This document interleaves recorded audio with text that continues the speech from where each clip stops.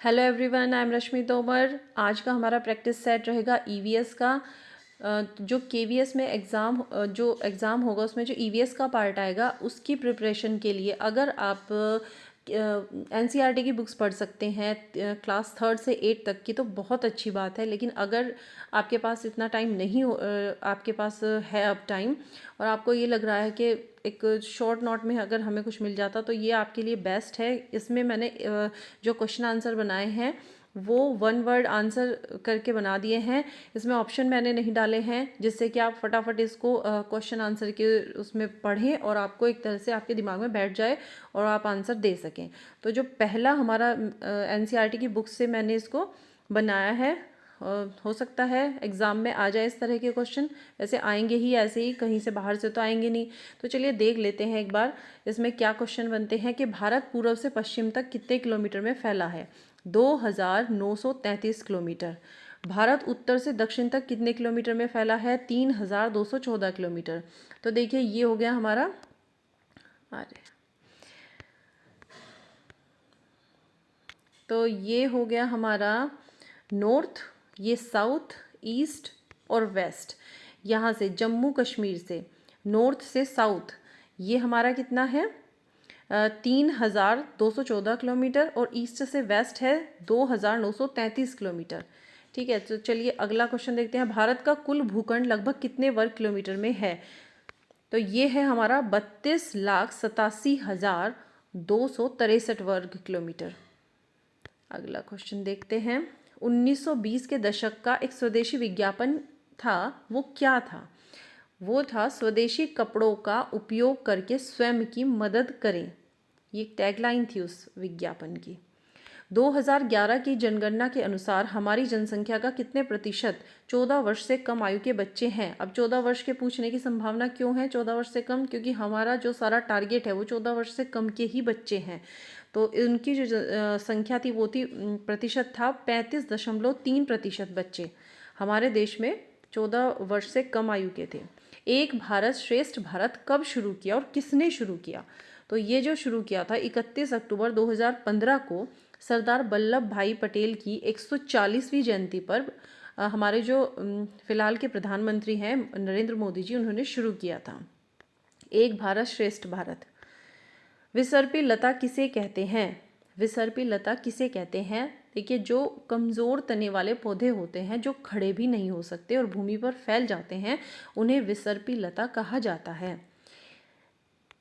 अगर ग्लास में हम पानी भर लें 1/3, उसमें कुछ बूंदे लाल रंग की कलर या इंक डाल दें, उसके बाद उसमें शाक के तने को ग्लास में रखें। शाक वही होता है हमारा एक जो हरे तने वाला जो पौधा होता है ना, जैसे तुलसी का पौधा होता है सॉफ्ट वाला, वो होता है शाक। कुछ वृक्ष होते हैं, कुछ झाड़ियाँ होती हैं, ये उनके ही प्रकार होते हैं पौधों के। तो अगर हम एक शाक को कुछ दिनों के लिए रख दें ग्लास में डालकर, पानी डालकर और उसमें कलर डाल दें, तो क्या आपको क्या लगता है कि क्या तने और पत्तियों का रंग बदलेगा। तो हाँ जी, बिल्कुल बदलेगा। रंग बदलेगा। क्यों बदलेगा, क्योंकि जैसे जैसे ऊपर पानी चढ़ेगा तने से और वो पत्तियों तक फैलेगा तो कुछ दिनों में पत्तियों में वो कलर आ जाएगा। जैसे कि पानी में जो मिनरल्स होते हैं वो खनिज लवण जो ऊपर तक कैसे पहुंच जाते हैं, पत्तियों को कैसे पोषण मिलता है, तो जैसे वो पहुंचते हैं ऐसे ही कलर भी पहुंच जाएगा। चलिए अगला क्वेश्चन देखिए। पत्ती का वह भाग जो तने से जुड़ा होता है क्या कहलाता है। पर्ण पर्ण पर्णवृंत कहलाता है। क्या कहलाता है। पर्णवृंत पेटियोल्स कहलाता है। पत्ती के हरे चपटे भाग को क्या कहते हैं।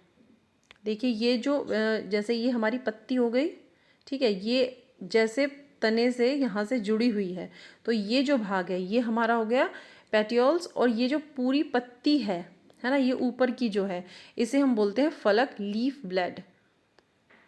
अगला क्वेश्चन देखिए। पत्ती की शिराओं का प्रतिरूप क्या कहलाता है। वो कहलाता है शिरा विन्यास। अब ये प्रारूप क्या होता है, देखिए जैसे ऐसे हमारी पत्ती होती है इसमें बारीक बारीक वेन्स होती हैं, ठीक है।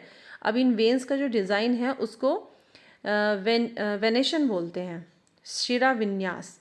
पर्यावरण शब्द की उत्पत्ति कैसे हुई? अगला क्वेश्चन है हमारा, पर्यावरण शब्द की उत्पत्ति कैसे हुई? तो ये जो है फ्रेंच शब्द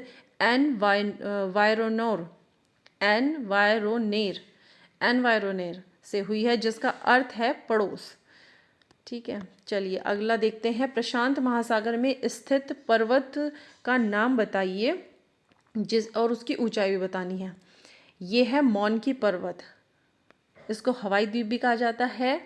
ये सागर की सतह के नीचे, मतलब ये सागर की सतह से भी नीचे से शुरू हो रहा है और जिसकी ऊंचाई जो है 10,205 मीटर है, जो कि एवरेस्ट शिखर से भी अधिक है। ठीक है, अगला क्वेश्चन देखिए। स्वतंत्रता प्राप्ति के बाद देशी रियासतों एवं रजवाड़ों को भारतीय संघ में मिलाने का श्रेय किसे जाता है? सरदार वल्लभ भाई पटेल जी को। अगला क्वेश्चन, सांस्कृतिक विविधता में एकता पुस्तक किसकी सराहना का प्रयास करती है? तो ये जो है, ये पुस्तक भारत की आत्मा यानी कि भाव, भारत का रूप, उसकी सराहना करती है कि भारत में बहुत तरीके के लोग एक साथ रहते हैं, वो भिन्न भी हैं, उनकी संस्कृतियां अलग हैं, उनका खान पान, रहन सहन, वेशभूषा सब कुछ अलग अलग होते हुए भी फिर भी उनमें यूनिटी है, एकता है। वो इस चीज़ की सराहना करते हैं। पर्वत कितने प्रकार के होते हैं? पर्वत जो है वो 3 प्रकार के होते हैं। पर्वत 3 प्रकार के होते हैं, फोल्ड माउंटेन्स, रिफ्ट और वॉल्केनो। अब ये देखिए, इसके एग्जाम्पल भी पूछे जा सकते हैं और ये कैसे होते हैं वो भी पूछा जा सकता है। जो वलित पर्वत होते हैं उनकी जो सतह होती है वो उबड़ खाबड़ होती है। ठीक है, उनके जो शिखर होते हैं वो ऐसे शंक्वाकार होते हैं और उबड़ खाबड़ उनकी ऐसे ज़मीन होती है। इसके एग्जाम्पल जैसे कि हमारा हिमालय है, अरावली की जो श्रृंखला है, वो सब किस तरह के पर्वत का एग्जाम्पल है? Fold mountains. फिर दूसरा जो है वो रिफ्ट